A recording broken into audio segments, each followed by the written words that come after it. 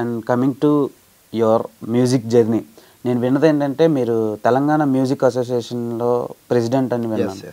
So ఆ career ఎలా మొదలైంది? అంటే ఫస్ట్ తెలంగాణ కంటే ముందు నేను చదువుకునేటప్పుడు క్యాంపస్లో చదువుకున్నప్పుడు ఏం చదువుకున్నారు? నేను MA political science Osmania university. Okay. అయితే అప్పుడు 2001లో తెలంగాణ ఉద్యమం స్టార్ట్ అయినప్పుడు తెలంగాణ మలిదశ ఉద్యమానికి ఫస్ట్ పాటలు చేసింది నేను. అంటే అప్పుడు దగాపడ్డ తెలంగాణ అనే ఒక క్యాసెట్ చేశాను. దాంట్లో వానమ్మ వానమ్మ పాట జయరాజ్ గారు రాశారు. ఆ పాట కూడా చాలా ప్రభావితం చేసింది జనాల్ని, అంటే ఆలోచింపజేసింది. ఒక 5 పాటలతో కూడినటువంటి ఒక ఆల్బమ్ చేస్తే నన్ను భయపెట్టారు అప్పుడు. దగాపడ్డ తెలంగాణ అంటే ఇప్పుడులాగా లేదు కదా, అప్పుడు తెలంగాణ అంటే భయపడే రోజులు అప్పుడు. ఆ టైంలో ఆ పాట చేశాను, ఆ క్యాసెట్ చేసి రిలీజ్ చేశాను. చాలా అంటే అంటే ఉద్యమానికి చాలా ఉపయోగపడ్డ క్యాసెట్ అది. అక్కడ నుంచి స్టార్ట్ అయింది నా కెరీర్. ఇంచుమించు ఎన్ని పాటలు చేశారు సార్ ఇప్పటి వరకు మీ కెరీర్? ఒక 20 ఏళ్ళు అవుతుంది అనుకుంటా స్టార్ట్ అయ్యి. నేను కొన్ని వేల పాటలకి కంపోజ్ చేశాను, కొన్ని వేల పాటలు కంపోజ్ చేశాను, కొన్ని వందల పాటలు పాడాను నేను. కొన్ని అంటే 10లలో నేను పాటలు రాశాను. అంటే యాక్చువల్గా పాటలు రాయటం కూడా ఇంట్రెస్ట్ నాకు. కాకపోతే అదొక కళ కదా. పాట రాయటం అంటే ఒక చిన్న పదం రావాలంటే 3 రోజులు పట్టవచ్చు, 10 రోజులు పట్టవచ్చు, సడన్గా రావు. కాబట్టి మనం ఏంటంటే అన్నీ మనమే చేయలేము కాబట్టి నేను మెయిన్ ఏంటంటే సింగింగ్, కంపోజింగ్ ఈ రెండింటి మీద బేస్ చేసుకొని వెళ్తున్నాను. Super sir. మీరు వందే మాతరం శ్రీనివాస్ గారి దగ్గర అసిస్టెంట్గా వర్క్ చేశారు ఎర్లీ స్టేజ్లో ఉండేటప్పుడు. సో ఆయనతో మీకు ర్యాప్ ఎలా స్టార్ట్ అయింది? వందే మాతరం గారు అంటే అప్పట్లో ఆయన చాలా బిజియెస్ట్ పర్సన్. అప్పుడు చాలా సినిమాలు చేస్తున్న టైంలో మాది ఖమ్మం కాబట్టి వారిది కూడా ఖమ్మమే. అలా మా జర్నీలో ఆయన్ని పట్టుకోవడానికి 2 years పట్టింది. ఆయన దగ్గర అసిస్టెంట్గా జాయిన్ కావడం కోసం 2 years తిరిగాను. 2 ఏళ్ళు 2 years తిరిగాను జాయిన్ కావడం కోసం. అంటే అప్పుడు ఆయన అప్పట్లో బిజీ ఉండేది, చాలా busy person.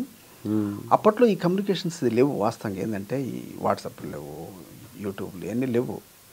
Only land phones ఉండేది, ఫోన్ కూడా లేదు జనరల్గా. ఆ టైంలో ఆయన పట్టుకొని, అంటే చెన్నైలో ఉండేది సార్. చెన్నై నుంచి హైదరాబాద్ వచ్చినప్పుడు హైదరాబాద్లో పట్టుకొని జాయిన్ అయిపోయింది. అట్లా ఒక 10 ఏళ్ళు సార్ దగ్గర వర్క్ చేశాను. అందుకే ఆ గ్రిప్పు వందే మాతరం గారి దగ్గర ఎంత విద్వత్తు ఉందంటే నిజంగా ఆయన్ని ఇండస్ట్రీ ఇంకా వాడలేదనిపిస్తుంది నాకు. ఆయన్ని ఒక కోణమే చూసింది. రెండో కోణం ఆయన అద్భుతం. అంటే ఒక కమర్షియల్ సాంగ్స్, కమర్షియల్ మూవీ చేయడానికి దిట్ట ఆయన. చేయమందిరా ఒసే రాములమ్మ ఆయన చాలా సార్. ఇప్పుడు ఆయన గురించి స్టార్ట్ చేస్తే మనకి ఒక 2-3 hours మాట్లాడుకోవచ్చు. ఇంకా చాలా అవి కూడా. సో చాలామంది ఇప్పటికీ రిగ్రెట్ ఫీల్ అవుతారు, ఆయన మ్యూజిక్ చేస్తే బాగున్నేమో అనిపించే ఆడియన్స్ ఇంకా ఉన్నారు. నిన్న నాకు కాల్ చేశారు సార్, చేసి పాట విన్నారట నన్ను. అంటే నాకు ఎంత ఆనందం ఉంటుంది. ఆయన అప్రిషియేట్ చేసి నన్ను, మోహన్ ఎంత బాగా చేశావు, చాలా బాగా, అన్ని సూపర్ హిట్లు ఇచ్చినటువంటి మా గురుగారు అయినటువంటి వందే మాతరం గారు నాకు ఫోన్ చేసి అభినందిస్తే నిజంగా నాకు చాలా సంతోషాన్ని ఇచ్చింది. ఇందులో అన్ని లైవ్ ఇన్స్ట్రుమెంట్స్ వాడారండి, లైవ్ 25 చరణాలకి. అంటే జనరల్గా ఏంటంటే చాలామంది ఏం చేస్తారంటే 25 చరణాలు అయినప్పటికీ 2-3 బీజిఎమ్స్ చేసి అయ్యే కాపీ పేస్ట్ లాగా చేస్తుంటారు. అంటే అది చేయరు.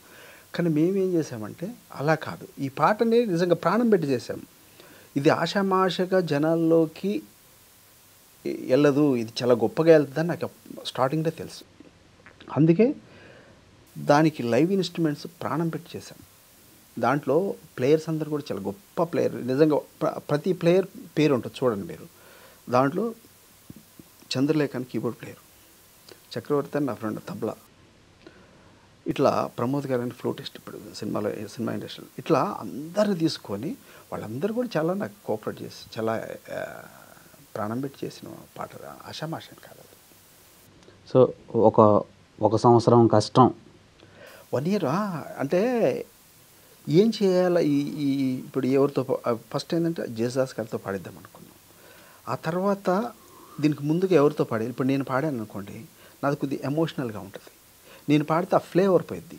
కాబట్టి జేసుదాస్ లాంటి వాయిస్ ఎవరున్నారని ఎతికి సురేష్ గారు ఉండే. జేసస్ గారి లాగానే ఉంటుంది వాయిస్. తనతో ట్రాక్ పాడించాం.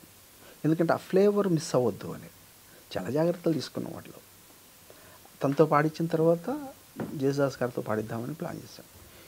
ఈ గ్యాప్లో దానికి ఇంకేం చేయాలి, ఎట్లా చేయాలనేది చాలా పెద్ద డిస్కషన్ ఉండేది దీంట్లో ఈ పాటకి. ఓకే, మీరు ఎలుక మజాకా అని ఒక సినిమా కూడా కంపోజ్ చేశారు కదా. ఎల్ కామర్స్ గారు, మన రేలింగ్ నరసింహరావు గారు లెజెండరీ డైరెక్టర్.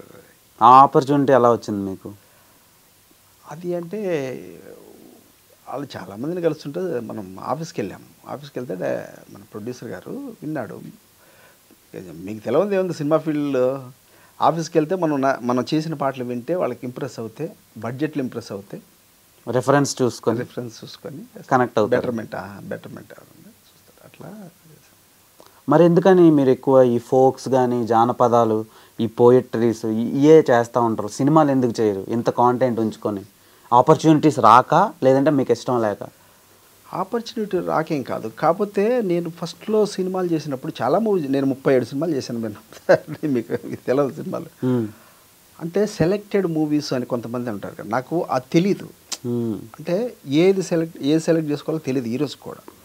ఎవరు నా దగ్గరకు వస్తే నన్ను ఎత్తుకుంటూ నా దగ్గరకు వస్తే వాళ్ళకి చేసి పెడతా. ఆ సినిమా ఎంత దూరం పోయిద్దో నాకు తెలియదు. అట్లా నేను బుచ్చటి సాంగ్స్ చేశాను. ఈరోజు ఇండస్ట్రీలో ఉన్న ప్రతి సింగర్ నా మ్యూజిక్ కంపోజింగ్లో పాడాడు.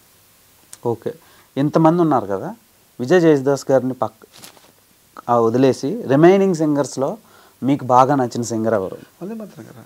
వందే మాత్రం కదా, పక్క వందే మాత్రం గారి వాయిస్ జన చైతన్యానికి మారిపోయారు కదా.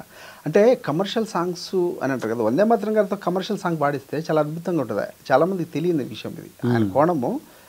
నేను ఒక పాట పాడించాను నా ఫస్ట్ సినిమాలో, నువ్వే నేను నేను అని నా ఫస్ట్ మూవీ చేశాను. దాంట్లో వందే మాత్రం గారితో పాడించా, ఒక ట్రాజడీ సాంగ్ పాడించా, అద్భుతంగా పాడాడు. అంటే బేసిక్గా ఆయన దగ్గర శిష్యుడు కదా మీరు. ఓకే, అఫ్ కోర్స్ శిష్యరికం పొందామని ఆయన కాదు. శిష్యరికం వేరు, అంటే మనం వ్యక్తిగతంగా మన అభిప్రాయం వేరు కదా. ఆయన వాయిస్ చాలా అద్భుతంగా ఉంటుంది. సో మీరు ఇలా మ్యూజిక్ ఇండస్ట్రీలోకి వచ్చి తీసుకున్న మొదటి రెమ్యునరేషన్ ఎంత? 250 రూపాయలు. ఎవరిచ్చారు? వందే మాత్రం గారు. వర్క్ ఏం వర్క్? కోరస్ పాడాను. అవునా? అంటే అప్పుడు ఆ పేమెంట్ లాగా నేను ఫస్ట్ జాయిన్ అయినప్పుడు అందరికీ 800 అంత ఇచ్చేవాళ్ళు. అప్పుడు ఒక సాంగ్కి నాకు 250 ఇచ్చేవాళ్ళు. అదే ఫస్ట్. నేను చాలా మురిసిపోయినారు అసలు.